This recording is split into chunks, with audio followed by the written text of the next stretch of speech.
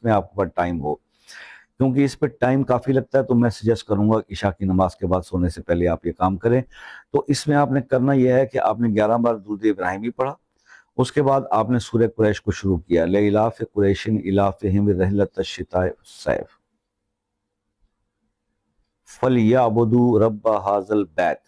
جب رب هَٰذَا الْبَيْتِ پر آپ پہنچیں تو اس جگہ پر آپ رک جائیں، اور یہاں پر رکنے کے بعد آپ نے 313 بار پڑھنا ہے یا حیو یا قیوم برحمتک استغیث، 313 بار، اور اس کے بعد پھر آپ نے سورہ کو مکمل کر لینا ہے، سورہ کو کمپلیٹ کر لینا ہے۔